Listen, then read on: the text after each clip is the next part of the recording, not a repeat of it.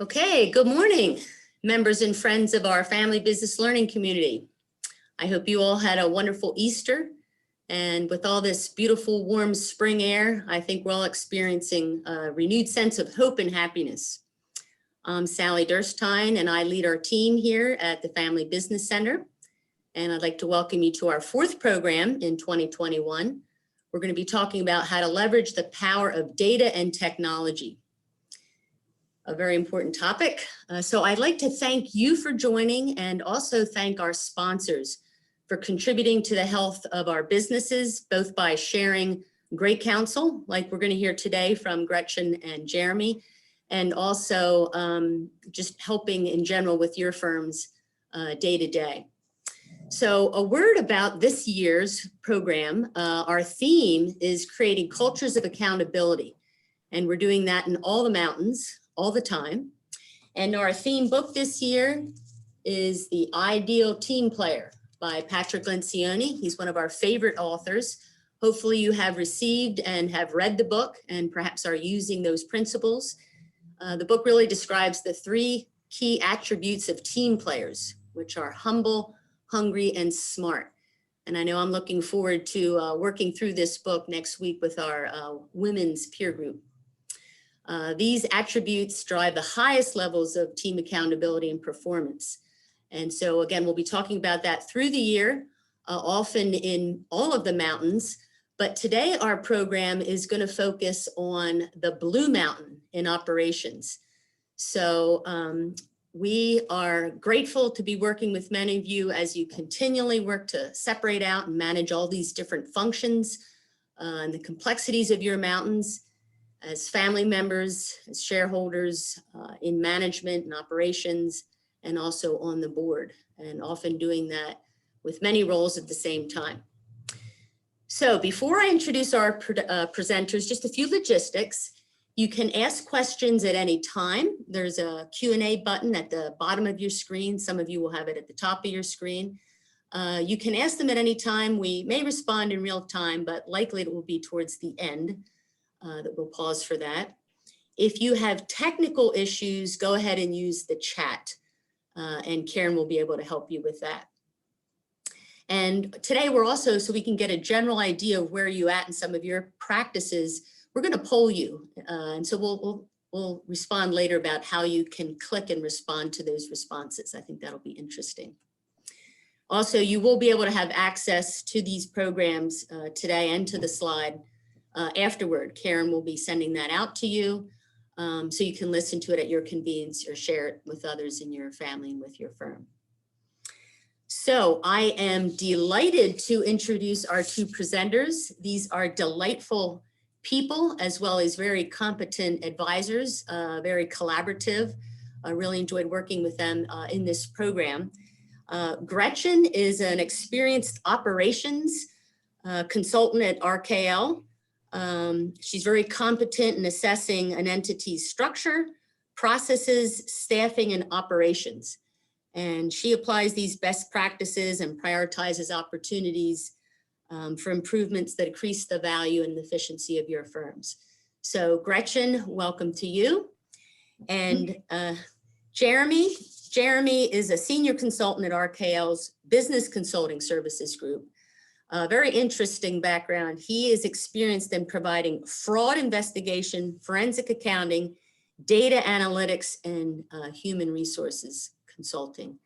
So we're ready to learn, and I'm going to turn it over to you. Gretchen, I believe you're starting us off. I sure am.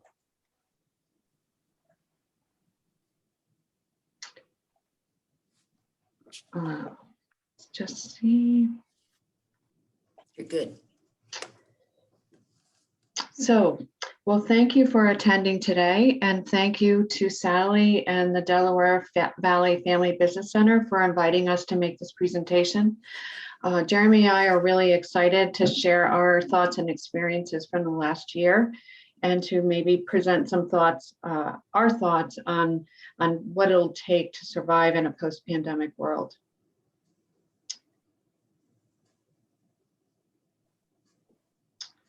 So this morning, we're going to make the case that now is a perfect time for business owners to transform their business models and to seize on what was learned over the past year to create a new business model. This business model, we argue, will be one that is supported by process automation and data. So Jeremy is going to talk about how process automation is altering business infrastructure and look at the role of data in a business owner's assessment of the business's results.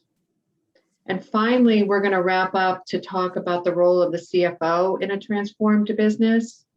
And at the end, as Sally mentioned, we'll provide an opportunity for questions.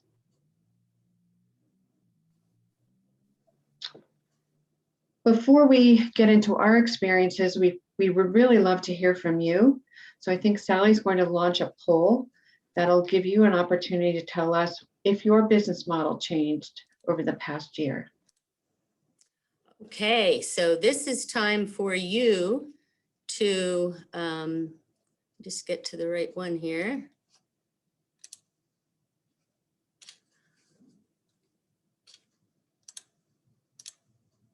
Okay, hopefully you can see that question. So have you made operational or organizational changes to your business model in response to the pandemic? So you can click on either yes or no, and then we can get a sense of have you made operational or organizational changes to your business model? Can everyone see that?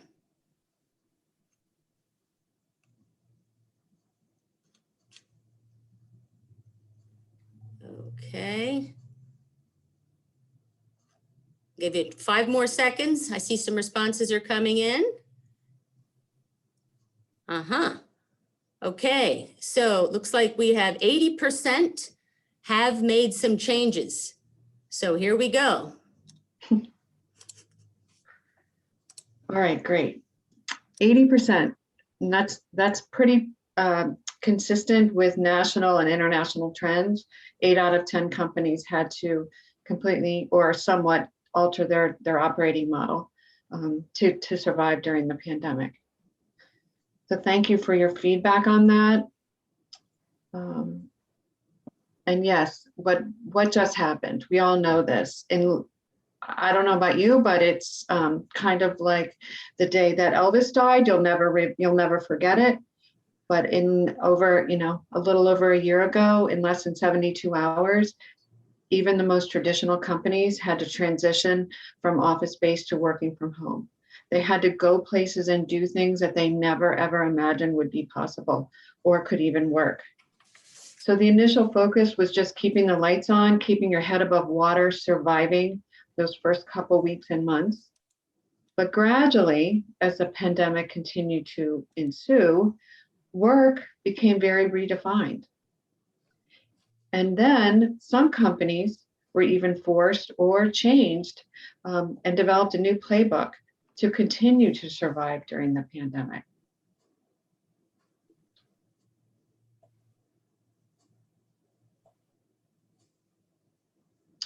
So those companies that did change and did succeed, what did that look like? Well, from an operational perspective, they redeployed talent, they pivoted production, they shifted operations, they multiplied productivity, they launched new business models. At RKL, we did all kinds of crazy things. We moved printers to people's houses, we implemented technologies, we worked on different shifts. My team in FMS, we met at parks just to sit together and have a chance to talk to each other and talk about the year ahead. We are all at different picnic tables under a shed. It was pretty funny. From a strategic standpoint, boundaries were removed and flattened. Organizational structures were flattened. Silos were eliminated. Decision-making was accelerated. We had an increased time and direct connection with teams. I think we saw this over and over at RKL. We had more connection with each other than we did when we were in the office. It was more intentional. We had to make sure that everyone was okay. You couldn't just walk past a colleague's office and see them in there working and assume that they were doing well. You had to really connect with them and make it intentional. And again, new technology was adopted overnight. So we've all heard, of examples, big companies that change their business model. One of my favorites in this area is a company called Cloud Kitchen. They saw an opportunity in the hundreds of thousands of unused or vacant commercial kitchen spaces in large metropolitan areas. And they invented something called a ghost kitchen. So they used this commercial restaurant space and offered it to entrepreneurs, food entrepreneurs, in what they call the on-demand food industry. And what this does is give these entrepreneurs 200 to 300 square feet of kitchen space. And they could seize on an opportunity to deliver food. And they offer kitchen space, and you can be up and running in as little as 3 weeks. And their business model indicates that you can be break even in 3 months. So that's an example of a whole new business that was sort of invented, kind of an Airbnb type of an idea during the pandemic.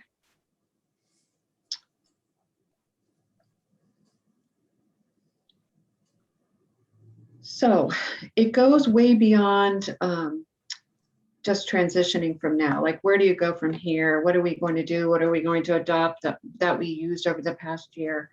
Well, experts indicate that there's not going to be any turning back, because the changes that were brought about by the pandemic are so fundamental that reverting back to the old way of operating is not a reality.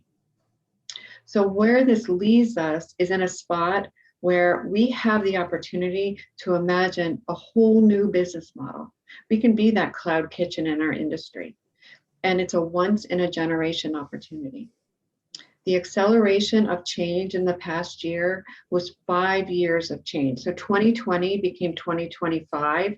So now we're in 2026 from a change perspective, especially technology. And again, there's an opportunity to move from that survival treading water mode to imagining a whole new business.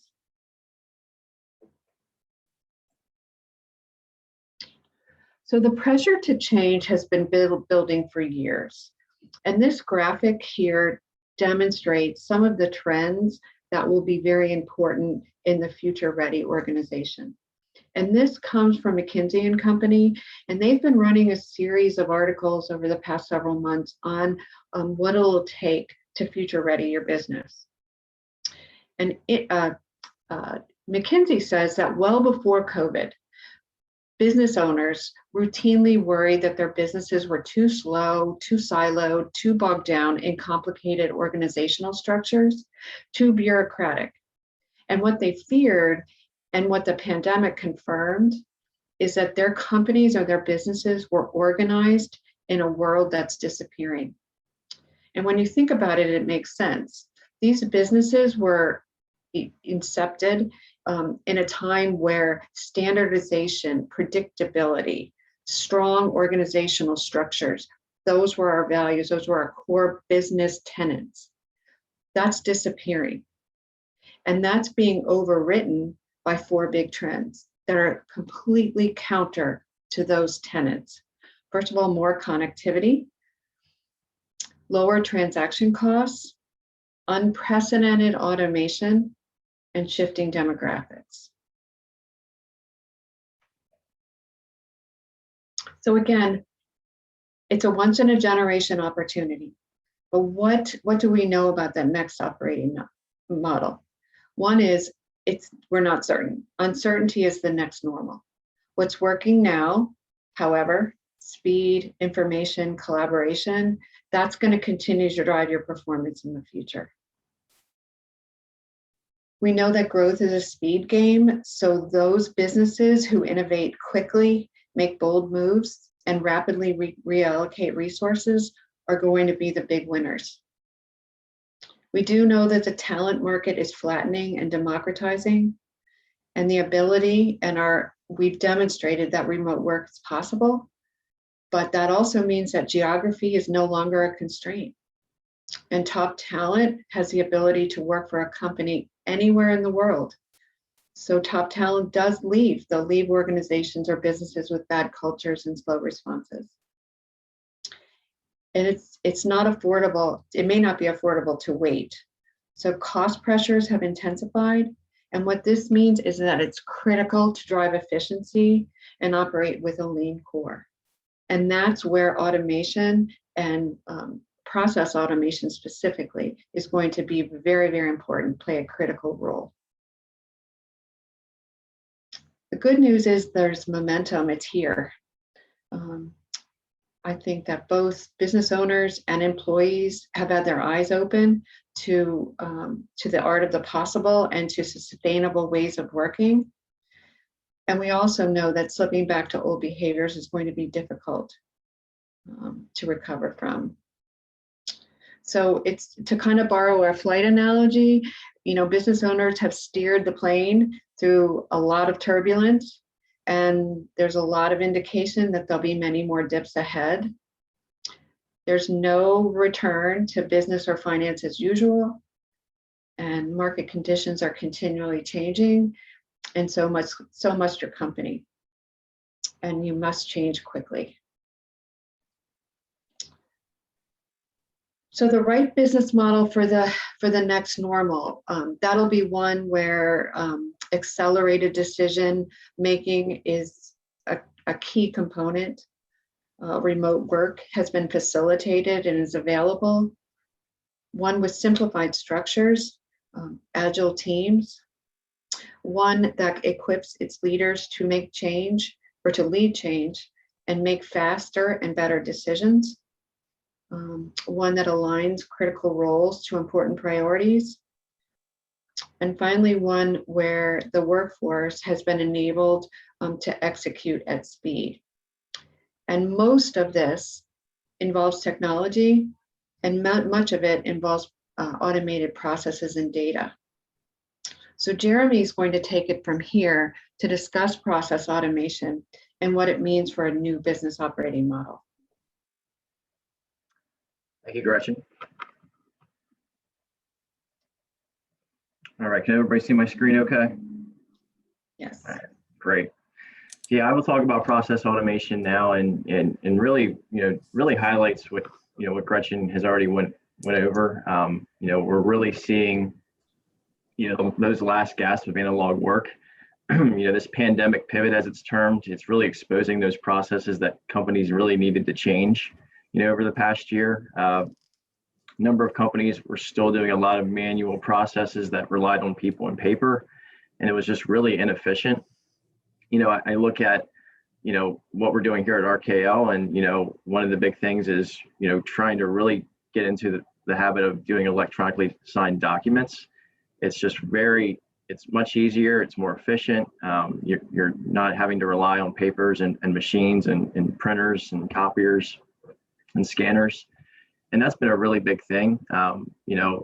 What can we look at now for our business and see, you really analyze what we can take away from, that paper-based to more automated and more efficient way of doing things. So really what we saw with the pandemic was, companies that were already digitally, transitioned, if they've already set up, Zoom, Microsoft Teams, we're able to remotely connect into their business, their servers. If they were able to do that, they really transitioned well to that work from home model. But the ones that were more, manual and paper based, it took them a while to really, adopt those technologies, and some may have not even survived if, the pandemic really caused them to go to that remote workforce. So the big takeaway here is that, if you're able to really design, some really well thought out digital processes, those are really going to be resilient, and you're going to be able to really be agile and change as necessary. And you're already really, used to adopting those types of technologies. I really like this quote here from John Roast, the CTO of Dell Technologies. It says, "The balance will shift for a priority and a speed around digital transformation that we've never seen before." And it says really that this crisis has demonstrated that if you digitally transform, you're prepared for these things. If you didn't, you get stuck in the old world where the world has changed and you're no longer able to even operate. So as Gretchen had mentioned, we kind of went from 2020 to 2025 in terms of our digital transformation, with the pandemic, and a lot of companies are really having to adopt these new technologies to survive. So what does that really mean in terms of, your processes and, automation? I really challenge you to really look at every process that you have in, every department, every discipline. What are ways you can really start to automate and think about automation? These new processes, we look at the automation, a lot of our, smaller businesses that we work with are really adopting that, automation in terms of, different financial processes. One is really bill payment. So there's a number of different, software providers that, really assist with that, bill.com, others that you're able to really automate your bill payments and not have to worry about somebody, managing that in kind of a more of a manual process.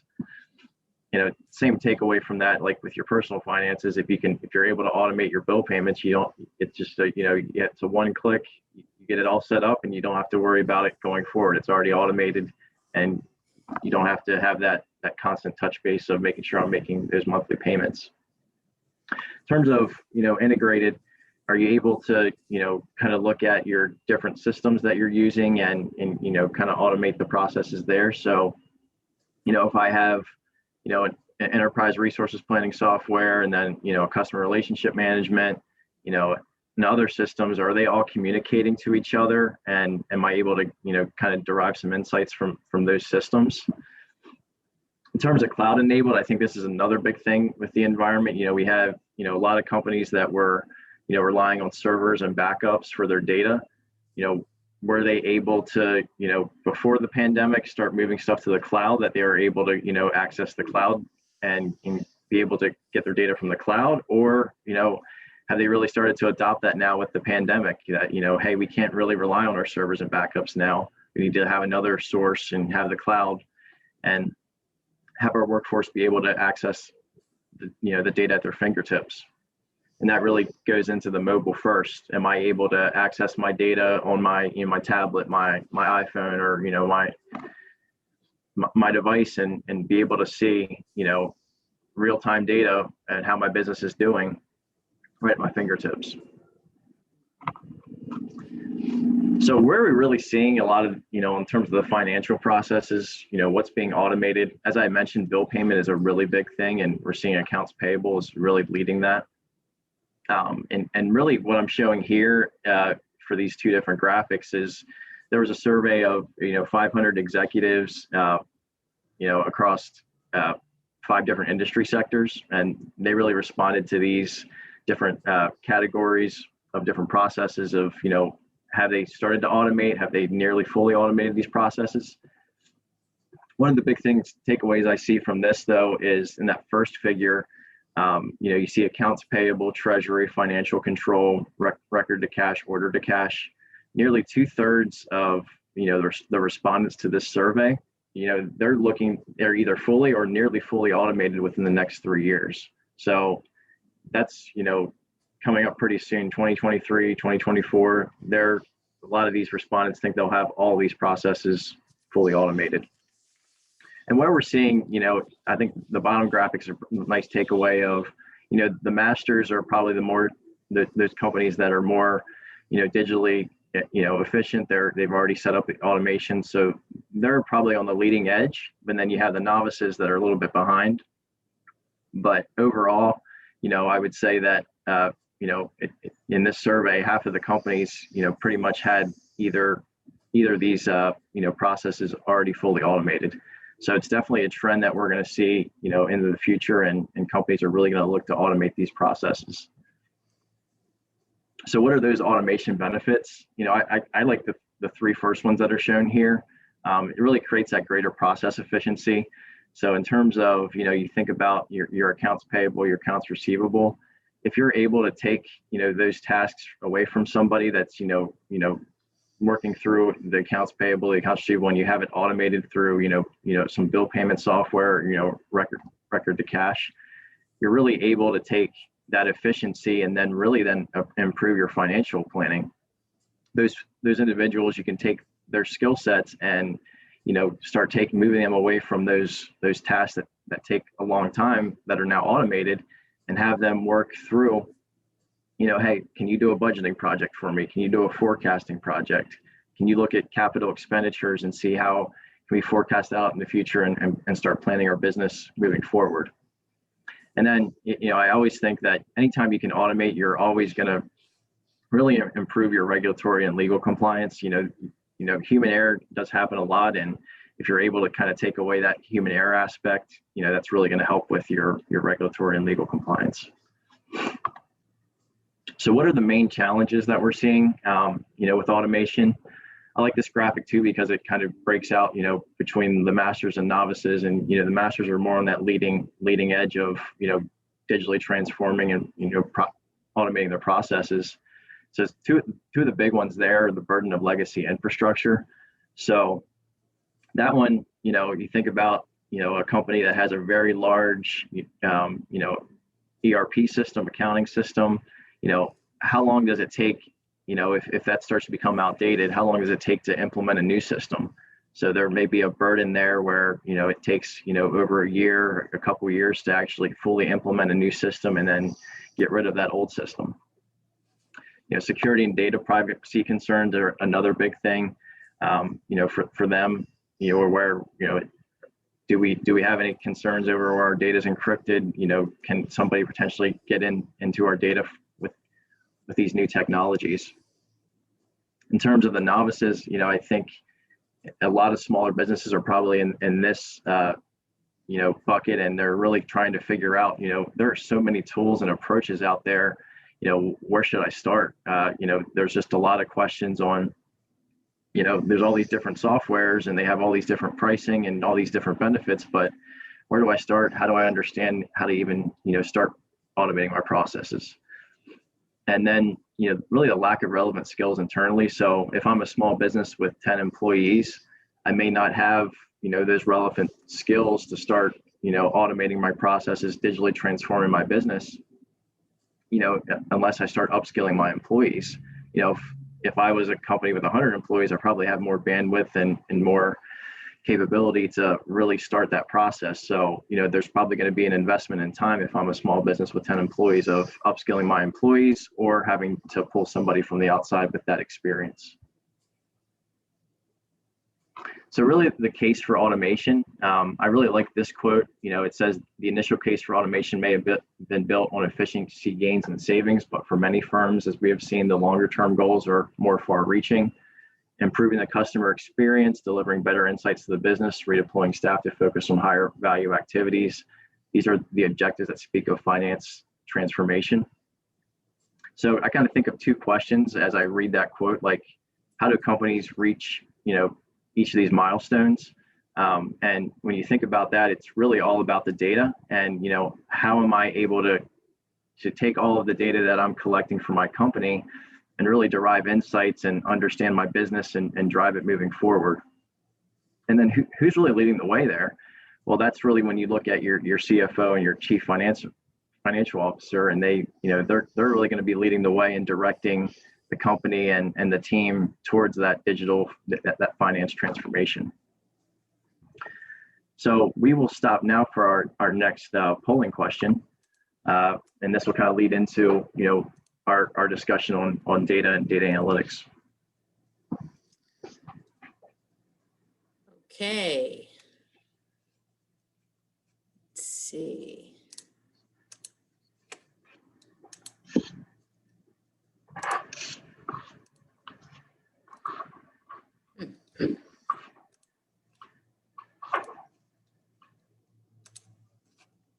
Having trouble having number 2 come up. Here we go. Okay, second polling question. So we want to know from you, what tools do you currently use to measure success for your business? And select all of these that apply below: financial statements, Excel spreadsheets, and whatnot. So go ahead and take a minute or two. And I see some of you are responding. Give you 3 more seconds. Check all that apply.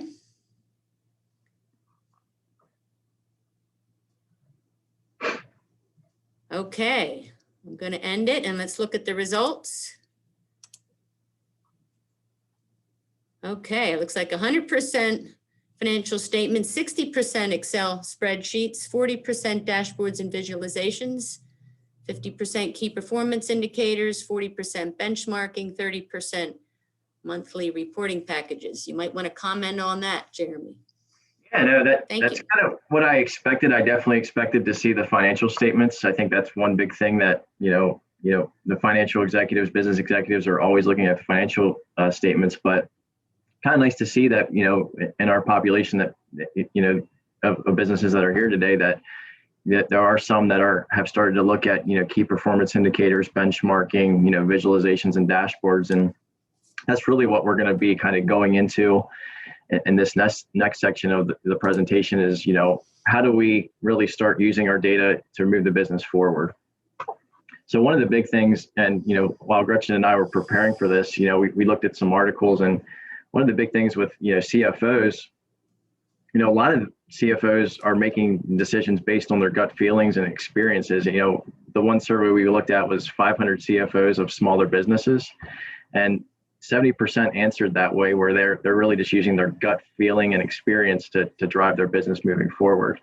Well, with the environment we're in and, the digital transformation and everything, that's really going to have to start to change, where you're going to really have to really derive insights from your data and move forward.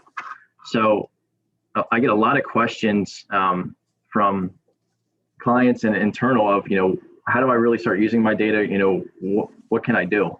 And, the term data analytics is widely thrown out there. I really like this AICPA definition of it. It really just says analytics uses raw facts and statistics to analyze trends and patterns, identify anomalies, or extract other useful information to reach conclusions and see opportunities.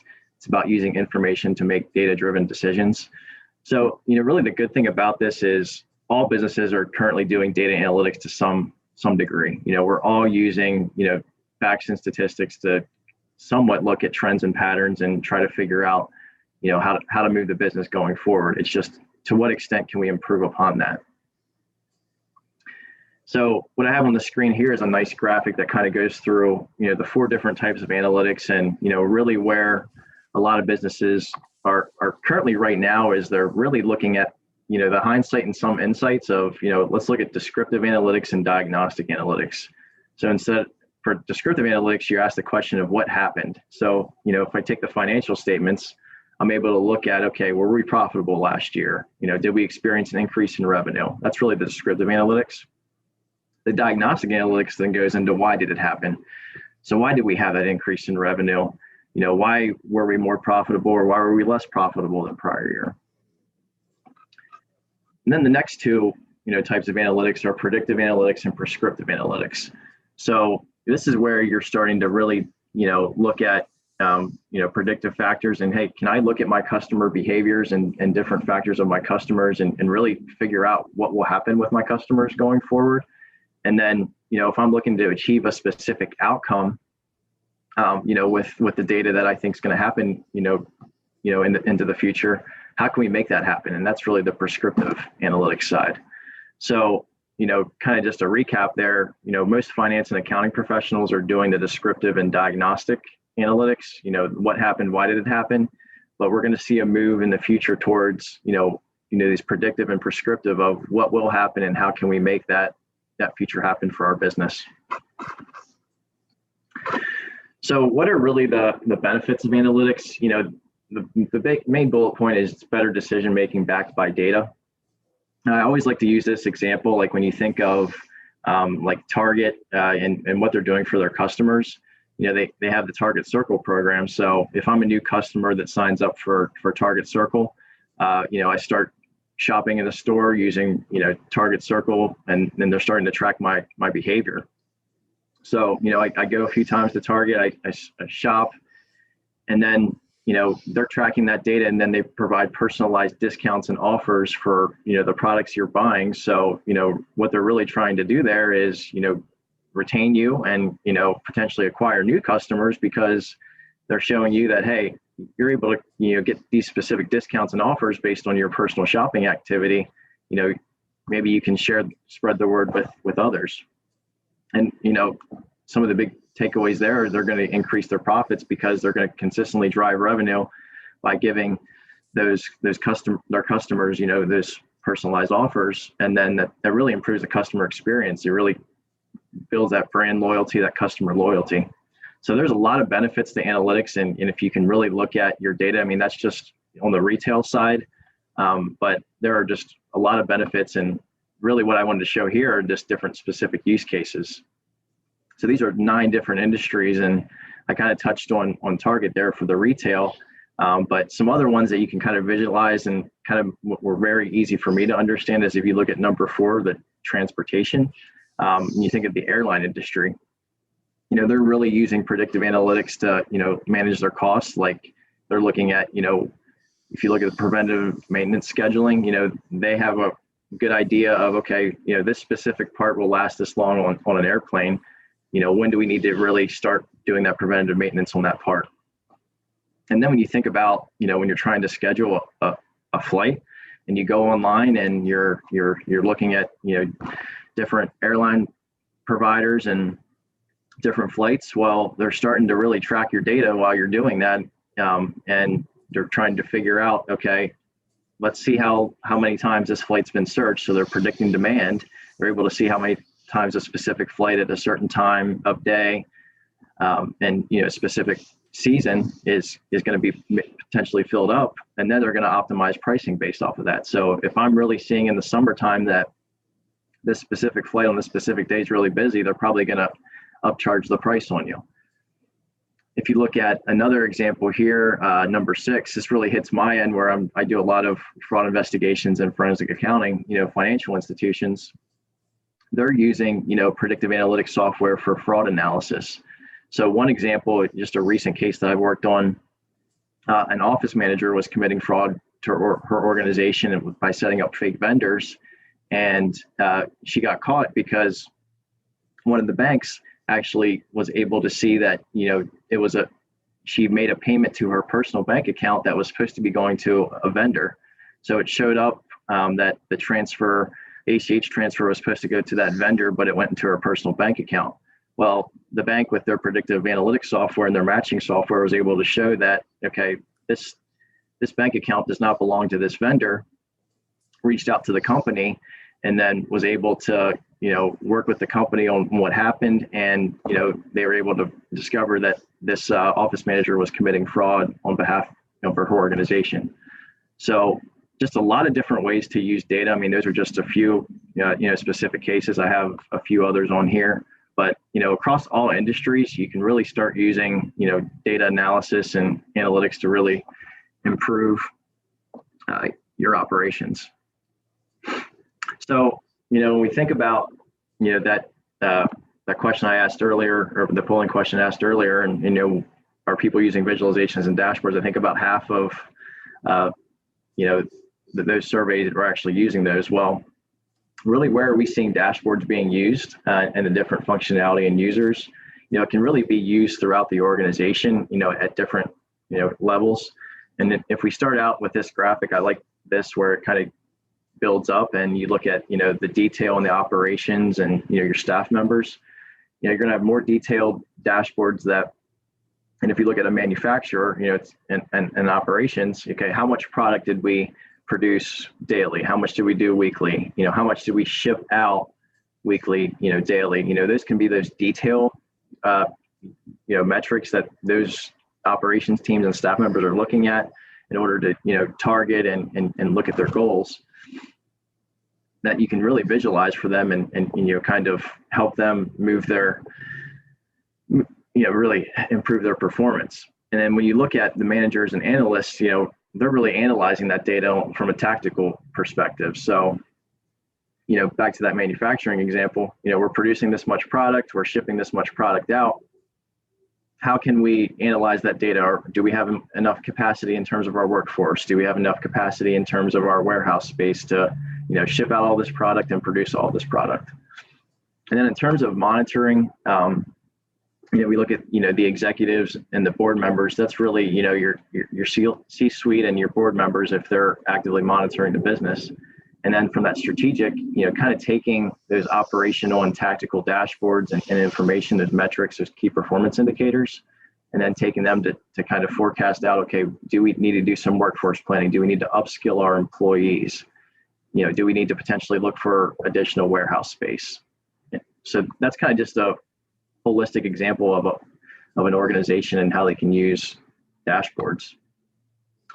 So in terms of, visualizations, dashboards, what are some platforms that are really being used at this point in time? You'll see Microsoft Tableau and Click are probably the most popular analytics platforms. And if you're really just trying to get started on doing some analytics and some visualizations, I'd say Microsoft Power BI is probably the low cost provider and works really nicely with Microsoft Excel and if you're already using the Microsoft suite of products. So that would be a good route to go. And I would say that a lot of these different platforms, like once you learn one of these platforms, your skill set kind of translates to the others. So if you decide to switch, if I want to go from Tableau to Microsoft, it's a pretty easy understanding and you're able to move pretty quickly. So what are the common reasons for dashboards and why, we're seeing, small businesses really move towards dashboards and visualizing their data? First thing is, you have too many spreadsheets. In terms of financial reporting, you may have, 10 to 15 different spreadsheets that you're looking at for, your month end or, just to really analyze your operations of your business. So how can we take those spreadsheets and make them into and pull them into a dashboard that makes it very easy to understand and pulls out those important pieces of information? And then too many data sources. As I talked about earlier, you may have, a CRM, an ERP, specific HRIS system, accounting system that, all these data sources are, may not be connected and may not be integrated. So can you integrate all those together into, an analytics platform that allows you to visualize that data and derive some insights from, okay, I have all these customers. Am I able to, understand, their behaviors and, what's driving the revenue for our business?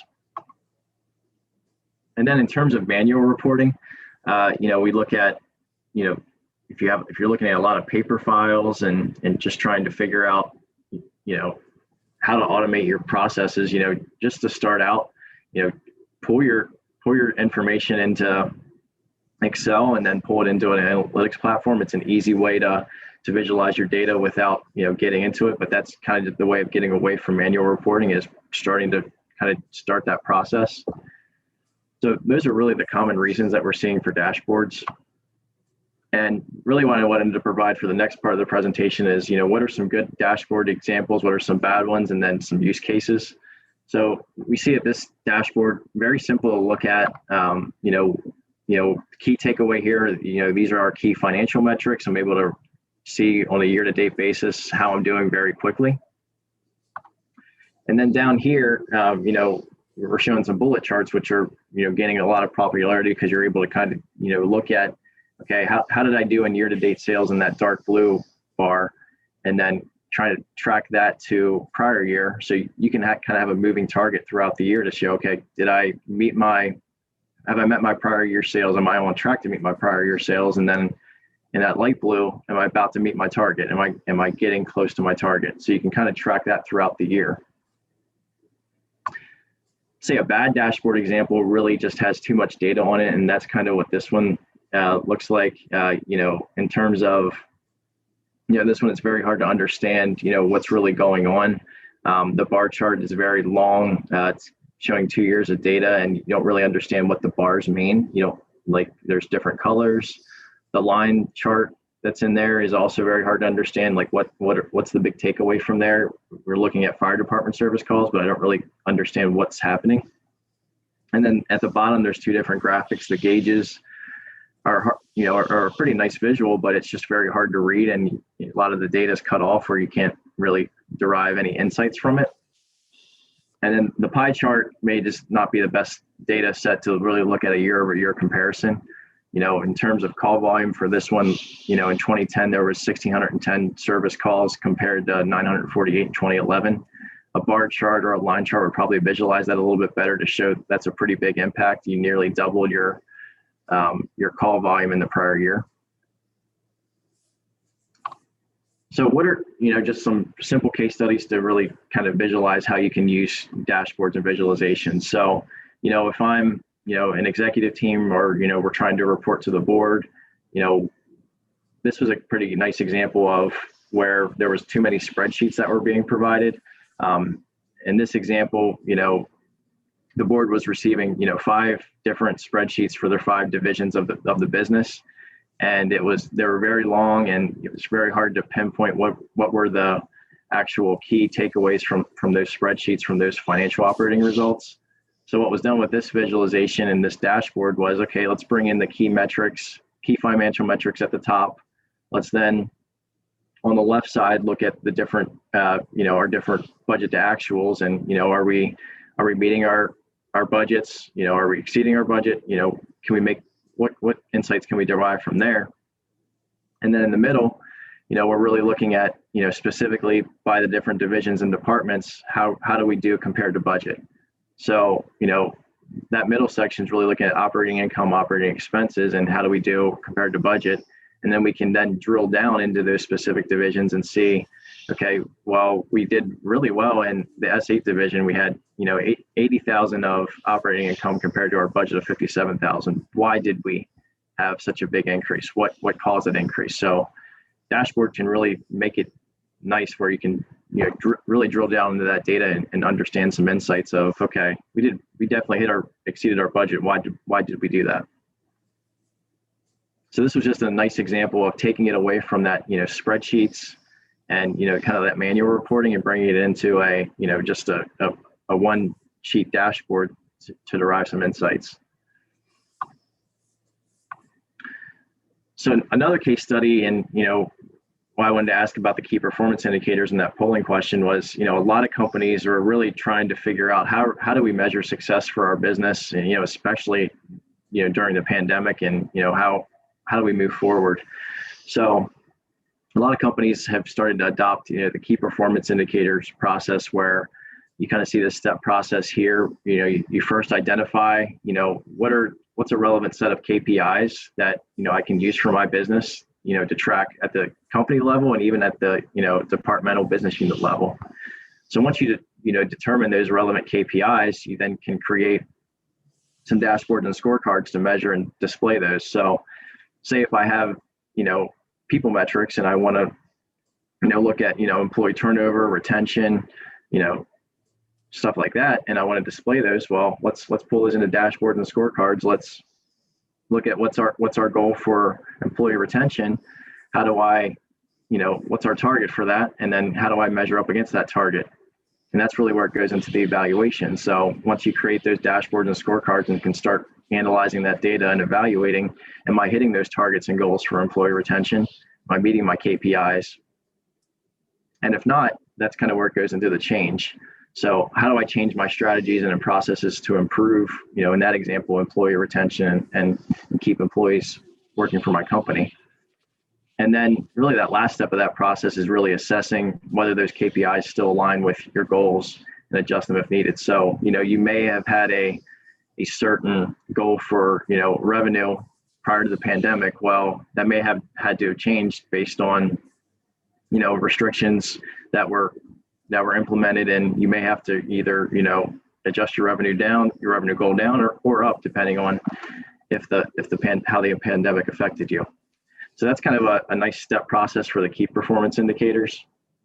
One example of a company that we worked with, it was an advertising agency this past year, and they were really, what they did, to start, was identify those relevant KPIs. So they looked at, different pillars of their business. So they looked at financial, looked at customer service, looked at business development, people metrics, and really looked at, financial and all those different types of pillars, and said, okay, under each of these pillars, what are my key performance indicators? Then from there, they used, a visualization platform, started to get their data connected from all these different systems, so their payroll data, their the HRS system, their accounting system, pulling all that data together to start, creating those dashboards and scorecards for those KPIs. And then they started to evaluate and look at, okay, what are my targets for these, specific KPIs, and And now they're really in that that change process where they're looking to change strategies and processes to really improve, their performance based on their goals. So, this is just an example of, a dashboard for people metrics. And, you can kind of think of this as, I would say, more of a tactical dashboard where so it's somebody probably in management, like I had showed earlier. And, with this, it kind of makes it very simple to look at, okay, I've got 4 pillars that as a manager that I'm really want to look at. So my employees, my hiring process, my termination process, and absenteeism.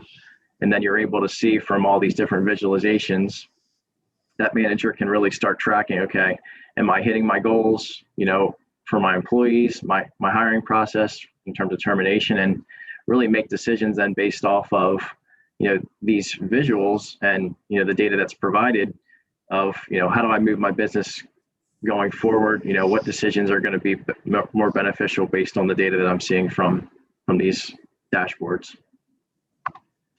So really, how do you get started with an analytics project, or just starting to do dashboards?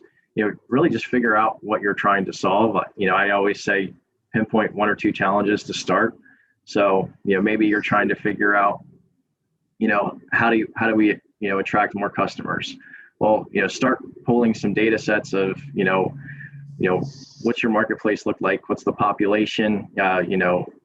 What are you seeing in terms of the activity for your industry? And just start trying to figure out that problem first, and then, and really just take that and see, can you be successful with that first project? Can you derive some insights from that project and move forward? And that's really where the story and presenting the data that in that manner of like a dashboard or visualization makes it very easy for everybody to understand and kind of be able to contribute to the process.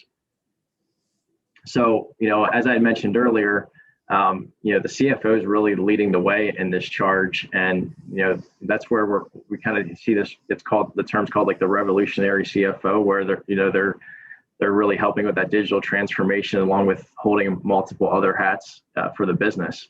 So that's kind of where we're going to lead the discussion next, and we'll start with a polling question, and then I'll have Gretchen kind of lead into the CFO discussion. Okay, so let's pull up the next poll here.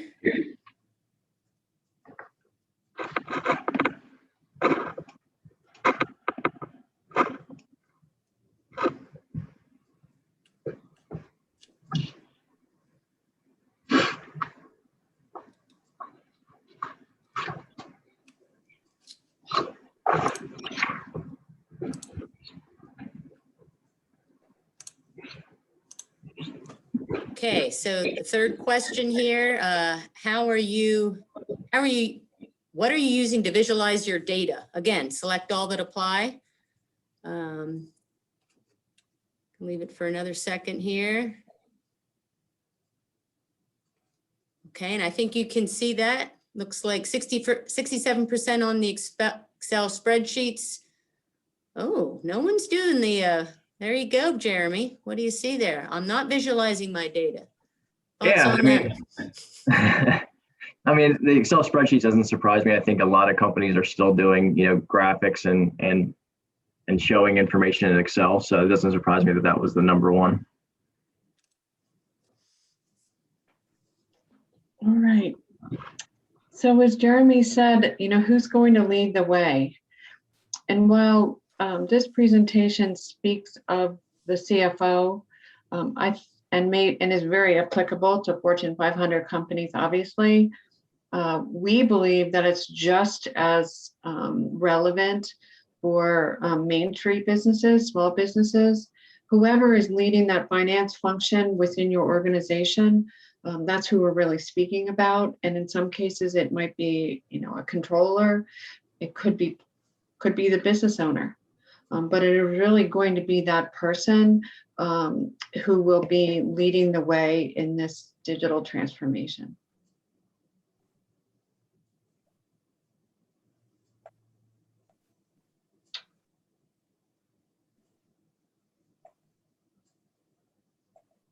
Okay, So optimizing that role, what does that look like? So really, when we talk about, now we're in the fourth industrial revolution, they call it, with digitalization. And what we understand is they call it CFO 3.0, that it's really a new role of this person. And it becomes much more than just the numbers. It becomes much more than, generating financial statements, making sure the business pays its bills and deposits its receipts, and dealing with the auditors. It's really enabling and assisting the business to execute its strategic vision by performing that high performing finance function. And that high performance finance function is one that integrates operations, finance, accounting, reporting, and finance performance management. And in the ideal world, or the vision, is that each one of those operational spheres is integrated with technology, and that those low value transactions are completely automated, so that in the business of the future, your staff is spending more time doing value added functions, more creative, more critical thinking, more planning, more strategy, more analysis, more assessment.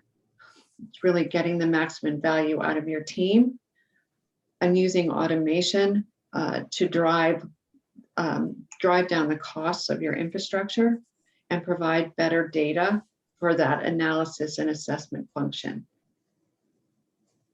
So really, in the next world, or the next new normal, it's the CFO's role to ensure that tools are being used to guide their companies,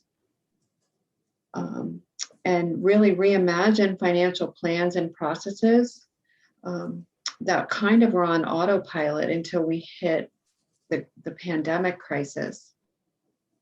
And Jeremy and I have had a lot of experience with businesses. We both were very involved in our firm's efforts to assist our clients in PPP applications, loan applications, and forgiveness applications. And it really was mind-blowing to me, the number of our clients who really lacked internal abilities from a personnel and really a technology standpoint to even process or be able to apply for a loan online. Many businesses that we helped didn't have the staff that was didn't have the savvy or the experience or the education in order to do that.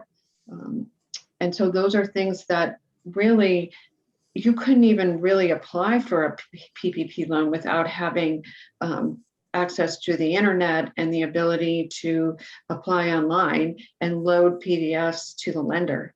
So that's a little tiny bit of an example of what the new world is going to look like. And certain things are just not going to be possible unless you're technically savvy.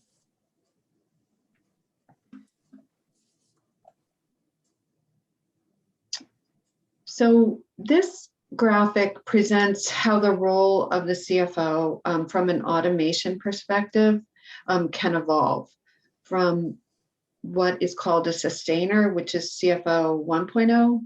And that's the old way of doing things. You have a highly manual processes, outdated technology, and it's really impairing the business ability to meet its objectives. CFO 2.0 is the transformer. And I think many businesses were in this bucket a year ago. You've begun to incorporate automation and technology, but that technology is kind of hit or miss and it's not completely integrated. But in certain pockets of your business, you've done that. And along comes CFO 3.0, which is the innovator. And this is the vision for the future. That's a leader or in the finance function of an organization that leverages end-to-end integration throughout the business architecture. So everything is integrated. And what this does is it enables timely delivery of operational and strategic information to make critical decisions.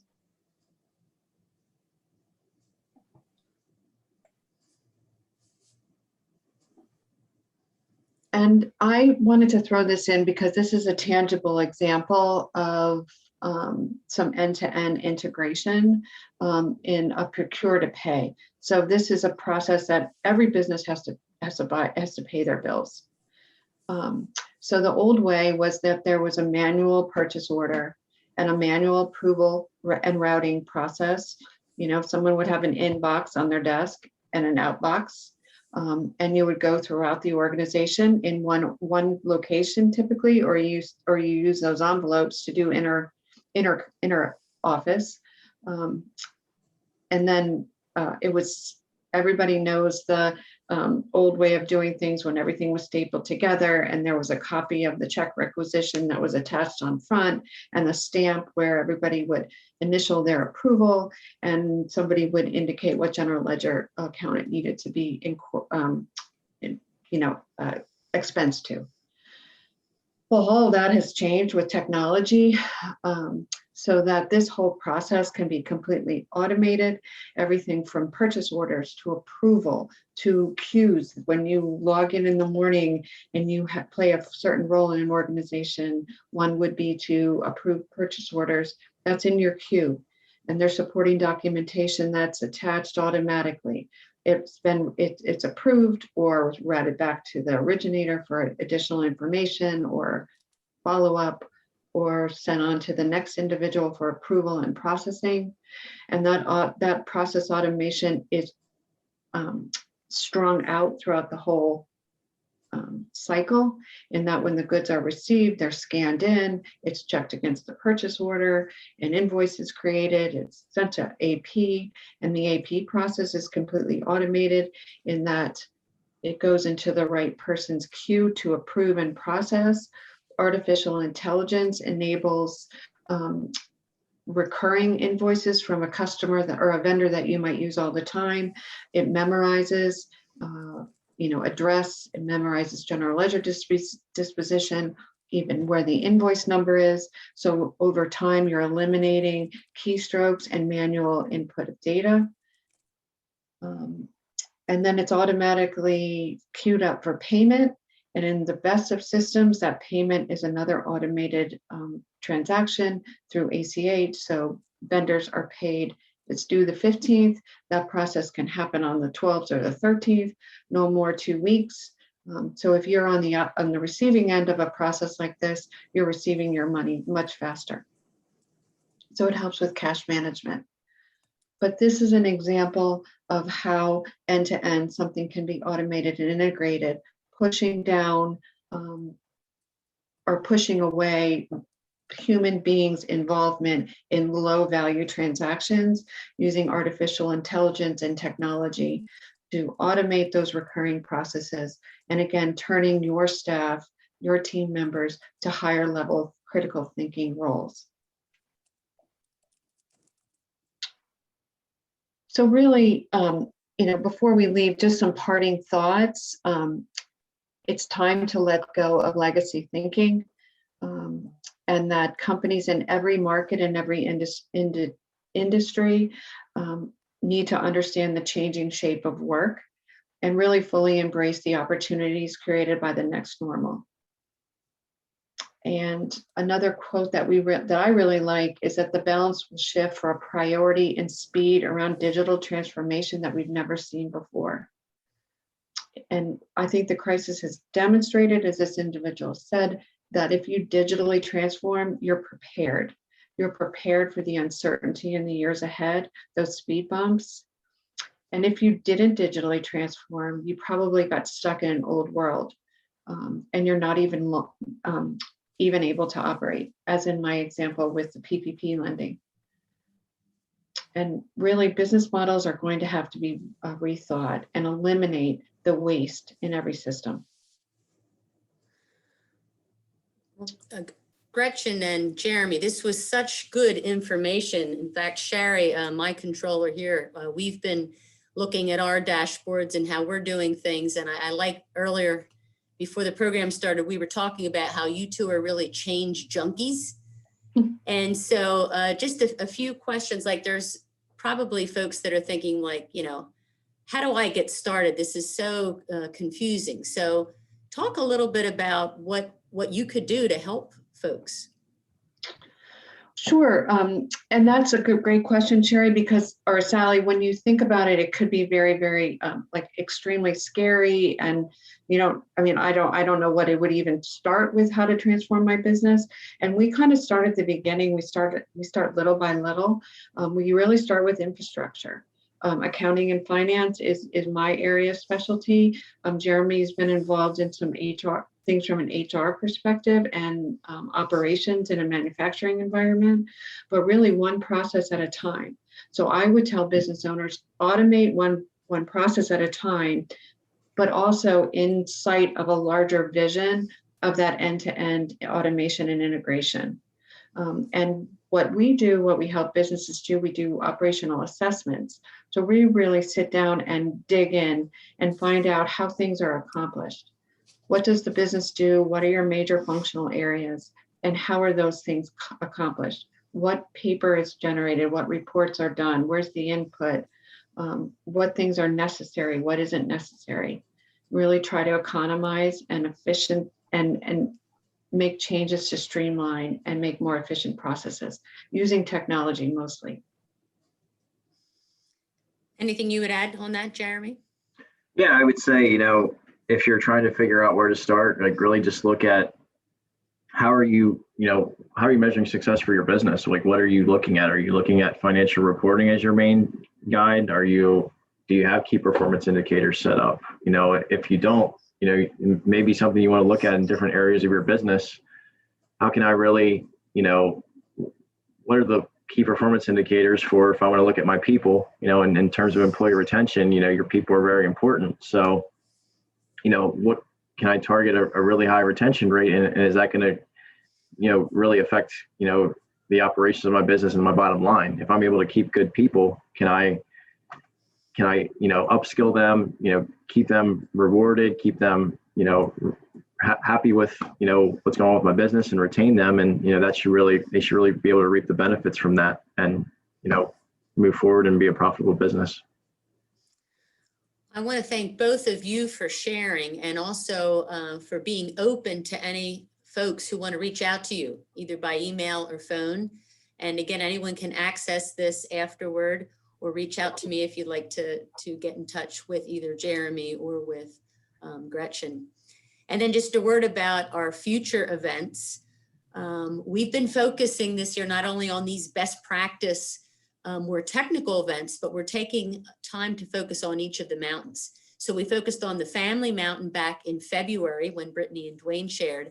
And at the end of this month, on April 29, we're going to focus on the shareholder mountain and hear from Tara and Nellie and some of their practices on their shareholder mountain. There are two rather large multi-generational companies, as you can see, G5 and G3.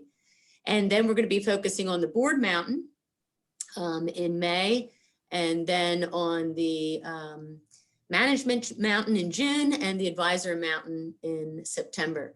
So we'll continue to send you our calendar as reminders, and we look forward to seeing you there. And as always, please just reach out if you have any questions along the way. We're all here to support your journeys forward. So best to all of you for the rest of